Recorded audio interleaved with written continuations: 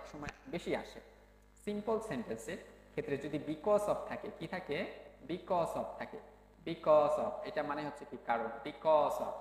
Because of আগে আমরা সেন্টেন্সে কি পড়লাম? ডিসপাইট অফ অথবা ডিসপাইট অথবা ইনস্পাইট। তাহলে দেখো ডিসপাইট অফ, ডিসপাইট এবং হচ্ছে ইনস্পাইট অফ। ইনস্পাইট অফ হয়, ডিসপাইটের সাথে কোনো অফ হয় না। এখানে দেখো বিকজ অফ, বিকজ অফ ওখানেও ছিল কি পজিটিভ ফর্ম হয়, এখানে হচ্ছে বিকজ অফ এর পরে পজিটিভ ফর্ম প্লাস বিং অথবা হ্যাভিং হবে, ঠিক আছে? তাহলে দেখো এই সেন্টেন্সটাকে যদি আমরা এখন কমপ্লেক্সে পরিবর্তন করি তাহলে কি করব স্যার? এই সেন্টেন্সটাকে আমরা যদি কমপ্লেক্সে পরিবর্তন করি তাহলে আমাদের কি করতে হবে? কি করতে হবে? যদি আমরা কমপ্লেক্সে পরিবর্তন করি তাহলে আমাদের অবশ্যই সিন অথবা অ্যাজ ইউজ করব। কারণ স্যার এখানে সিন আর অ্যাজ ইউজ করব, হোয়েন কেন নেই? এখন খেয়াল করো এখানে বিকজ অফ মানে হচ্ছে কি কারণ, বিকজ অফ মানে হচ্ছে কি কারণ। সুতরাং আমি বলেছি যদি কারণ বোঝায় তাহলে আমাদের কি ইউজ করতে হয়? সিন্স অথবা অ্যাজ ইউজ করতে হয়। কি ইউজ করতে হয়? সিন্স অথবা অ্যাজ। আর সময় বোঝালে হোয়েন ইউজ করতে হয়, সিম্পল। এই জন্য আমরা এখানে হোয়েন ইউজ করি নাই। তার মানে কি বিকজ অফ থাকা মাত্রই সিন্স অথবা অ্যাজ ইউজ করে বাক্য সম্পূর্ণ করার চেষ্টা করবা। তার মানে কি বিকজ অফ থাকা কারণে বা থাকা মাত্রই তোমরা জাস্ট দেখবা সিন্স অথবা অ্যাজ যে কোনো একটা ইউজ করে দিয়ে বাক্যটা শেষ করার চেষ্টা করবা। তাহলে এখন একটু উদাহরণ দেখার চেষ্টা করি। এই যে দেখো বিকজ অফ দেওয়া আছে, বিকজ অফ তার মানে মনে পড়ছে বিকজ অফ থাকলে সিন্স অথবা অ্যাজ ইউজ করবো। বিকজ অফ আছে সিন্স অথবা অ্যাজ ইউজ করবো কোথায়?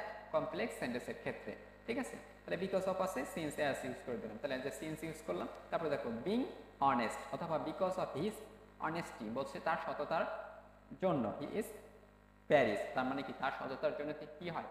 প্রশংসিত হয়ে থাকে। তার মানে দেখো এই যে বিকজ অফ আছে, বিকজ অফ এর পরিবর্তে আমরা সিন্স অথবা অ্যাজ ইউজ করলাম। তাহলে দেখো হি ইজ অনেস্ট, হি ইজ প্রেইজড। তার মানে কি সে সৎ হওয়ার কারণেই তো প্রশংসিত হয়ে থাকে, তাই না?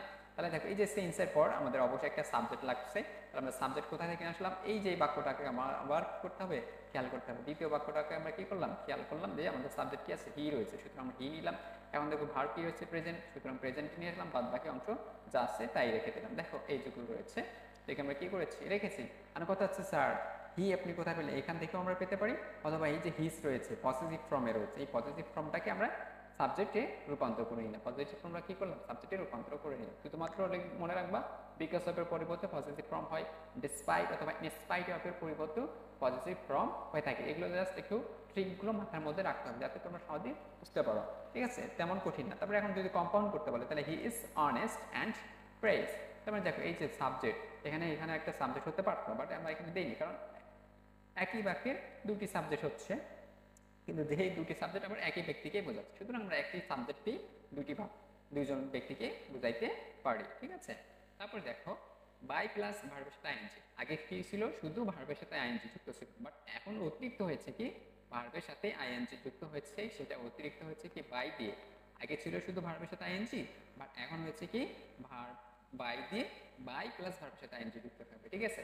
আগে যখন ছিল ভার্বের সাথে আইএনজি যুক্ত ছিল তখন আমরা হোয়েন ইউজ করতাম অথবা অ্যাজ অথবা সেন্স ইউজ করতাম, বাট এখন খেয়াল করবা বাই রয়েছে প্লাস ভার্বের সাথে আইএনজি যুক্ত রয়েছে। তাহলে যেখানেই বাই এবং ভার্বের সাথে আইএনজি যুক্ত দেখতে পাবা, তারপরেই যখন যদি বলে যে সিম্পল থেকে কমপ্লেক্সে পরিবর্তন করো তখনই মনে রাখতে হবে ইফ যোগ করতে হবে। কি করতে হবে? ইফ দিয়ে কমপ্লেক্স করতে হবে। তাহলে বাই থাক মাত্র এখানে যা আছে দেখার দরকার নেই, শুধু মনে রাখবা বাই থাকলে ইফ, বাই থাকলে ইফ, ভার্বের সাথে আইএনজি যুক্ত থাকলে হোয়েন, সিন্স, অ্যাজ ইউজ করবো। বাই থাকলে ইফ, বাই থাকলে ইফ, বাই থাকলে ইফ, ইফ থাকলে বাই, বাই থাকলে ইফ, ইফ থাকলে বাই, বাই থাকলে ইফ, সিম্পল।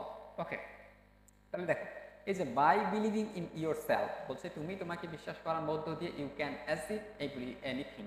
বলছে by believe in yourself অর্থাৎ তুমি তোমাকে বিশ্বাস করার মধ্য দিয়ে ইউ ক্যান অ্যাচিভ এনিথিং। বলছে তুমি যে কোনো জিনিস কি করতে পারো? অর্জন করতে পারো, ঠিক আছে?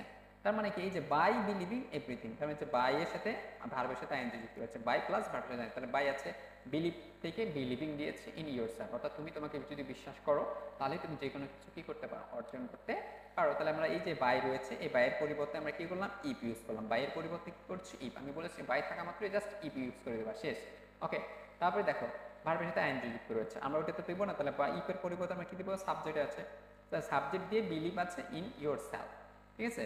তাহলে এই বিলিভিং আছে এটাকে আমরা কি করলাম? বিলিভ করে দিলাম, ইন ইয়োর সেলফ দিলাম। এখন দেখো ইউ আছে, ইউ সাবজেক্ট দিয়েছো, এখন ক্যান আছে, ক্যান আছে আমরা প্রেজেন্ট করবো এখানে আমাদের ক্যান বিলিভ, সুতরাং এটাও হচ্ছে আমাদের present form in your self, বাদ বাকি অংশ এখানে যেমন ছিল তেমনই আছে ইউ, ঠিক আছে?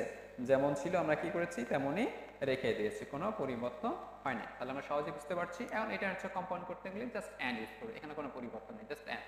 Believe in yourself and achieve anything বলছে বিশ্বাস করো তোমাকে এবং যে কোনো কিছু অর্জন করো, ঠিক আছে।